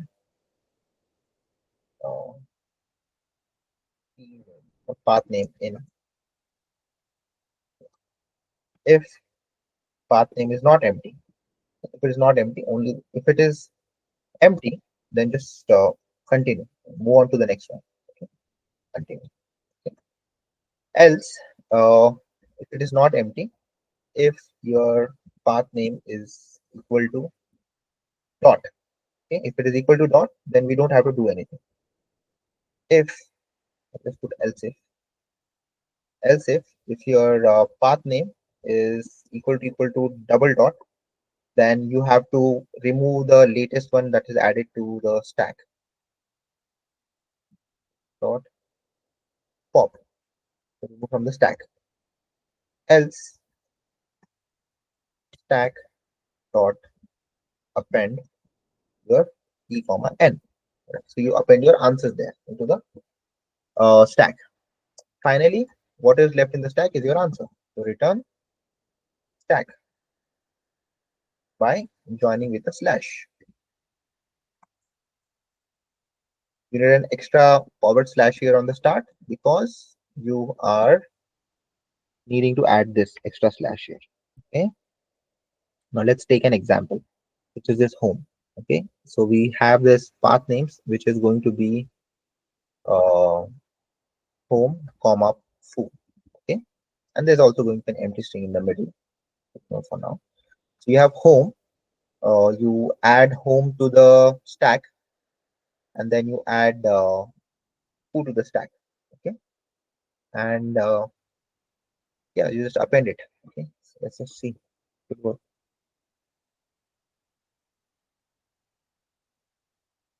So it says if this is the case, then you have to go one level back. If the stack is empty, you cannot do that. If stack is not empty, only then you can pop. Or else you cannot pop because the stack is not empty.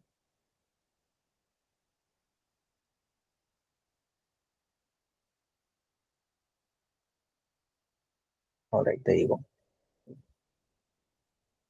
That was one corner case. So all of these cases will be handled if it's 3 points. Then output is expected to be 3 points as it is. Only thing is if it's 2, you have to go one level back.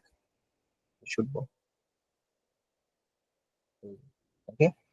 Let's move on to this last. Sir, Yeah. return double slash, then join. It should come like that, or why means single slash it is coming, no? So we need this slash here on the start. So what is this going to do? It is going to return by keeping every. So it is. So what is this going to return?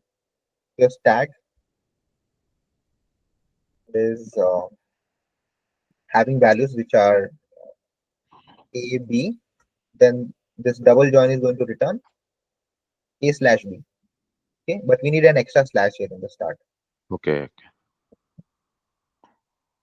Okay, join by slash. Okay, got it. Let's do this last question.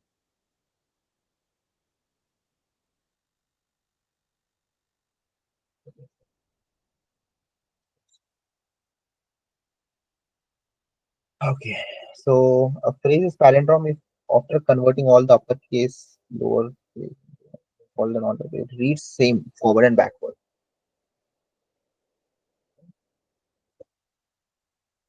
A man, if after if after converting all uppercase letters into lowercase letters and removing all non-alphanumeric characters, it reads the same backward and forward. Okay, sounds good. So this all of this is fine. We start out with here. Check if this matches. Check if this matches with this. Check if this matches with this. Check if this matches with this, which does not because it's a space. So just move this directly. Ignore that and check if this matches with this. No, it does not. But yeah, I mean it does not. That's why it's not a uh, palindrome. Okay. This matches with this. Yes. Space is there. Ignore that. Move on to the next character here. So M matches with M here. So on. So you need 2 pointers here. One pointer starting from the left and one on the right. Your left and your right pointer. Your left pointer is 0. Your right pointer is length of S minus 1. Okay. Cool. So if that is true, then we want to iterate while your left is less than or equal to right. Okay. Else you're done, then then just return false because that means you didn't find it to be a palindrome. Return true means it's a palindrome. You passed everything and it's a palindrome. Okay. Okay. Now let's just check this. If S left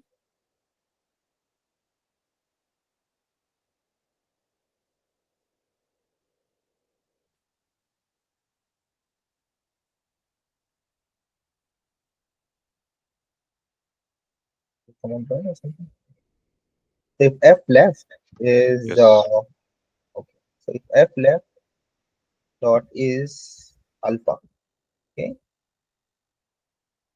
and S right dot is alpha, okay, alpha numeric actually, num. It's an alpha num,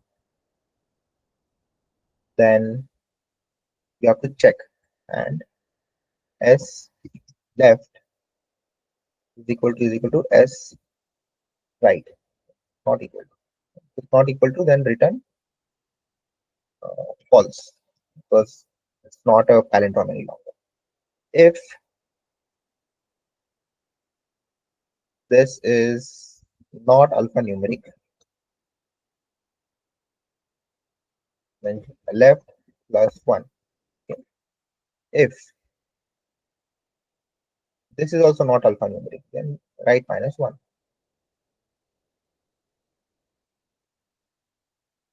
It's also not alphanumeric, then we can do right minus equal to 1. Okay, so you keep on doing that.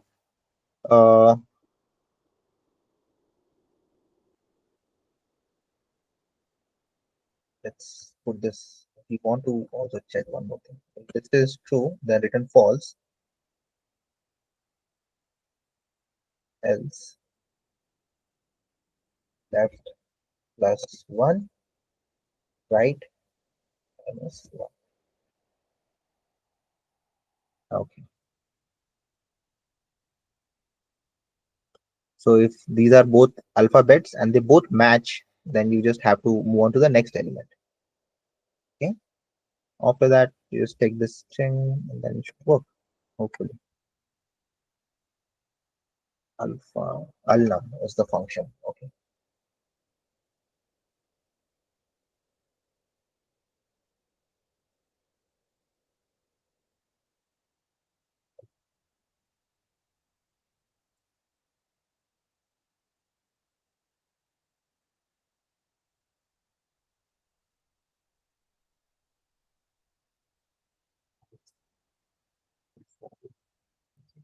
Uh,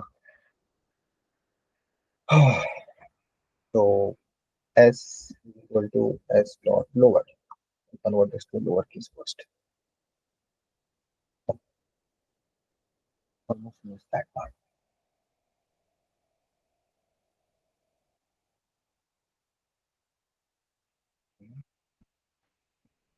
I think we have to move this the top.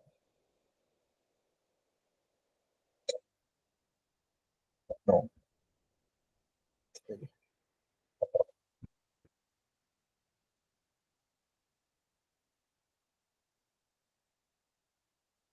has to be part of the else action.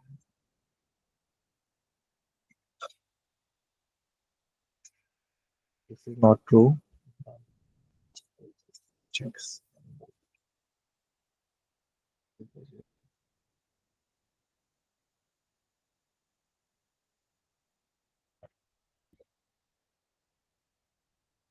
All right. Is there any better way to the tutorial quickly?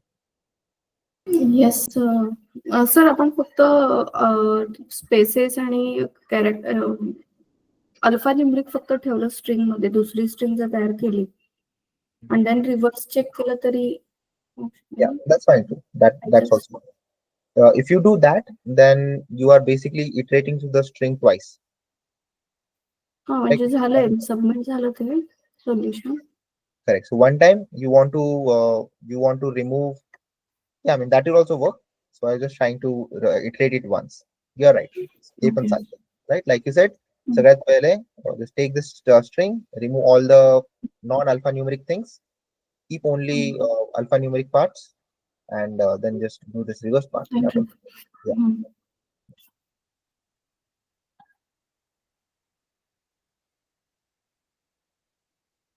All right, so we hit our target, and let's meet tomorrow. Practice these questions. मैं जितने भी discuss कर रहे हैं हम लोग, I'll also upload it. If you want to revisit them, make sure you revisit them. You will be able to also pause and check if the editorials you want to read or something, those are behind the paywalls. Okay. Sir याचे recordings पुढे share करणार आहे तुम्ही? So recordings मी actually upload करते हैं त्याच्यावरती channel वरती, कारण ती links share करताना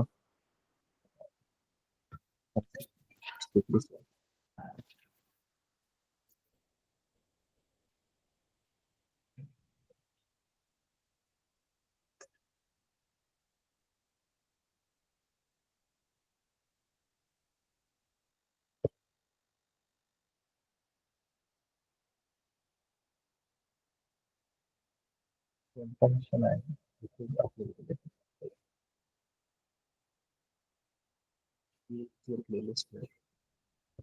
so sprint 1 म्हटलं sprint 1 मध्ये 3 देतात upload. I'll upload others. It's present in this information. Okay. All right. Sure. Sir आणि आपल्या डाटा सायन्स बॅचचीच मनीषाला ऑफर मिळाली का? I think so. मला मेसेज नाही आला अजून मनीषाचा. चेक करतो. ओके, कारण मी आशिष सरांच्या स्टेटसला बघितलं, so I thought it is Mani आपल्या बॅचची आहे. ठीक. मनीषा मेसेज काही आला नाही. Okay. All right, sure. Keep practicing, guys. Extremely important coding विचारतात. जे डेटा सायन्सचे कॉन्सेप्ट आहेत ते पण थोडं प्रॅक्टिस करत राहा. ठीक आहे. If you want to spend time learning, just make sure you do that, because I was taking a mock interview, and mock interview मध्ये जे depth लागते for explaining the project, that was missing a lot. For example, if I ask follow-up questions, then the follow-up questions are basically, what exactly did you do? Was the data like? What was the project? What were the metrics that were used? Who were consuming this APIs, or who were consuming these predictions? Why did you use this model? Why not that model? So all of these questions came up. So just make sure you all do the script properly. Project वरती खूप विचारतात प्रश्न. Okay. All right. All right. So bye everyone. I'll see you all tomorrow. Nice. Yes, sir. Bye.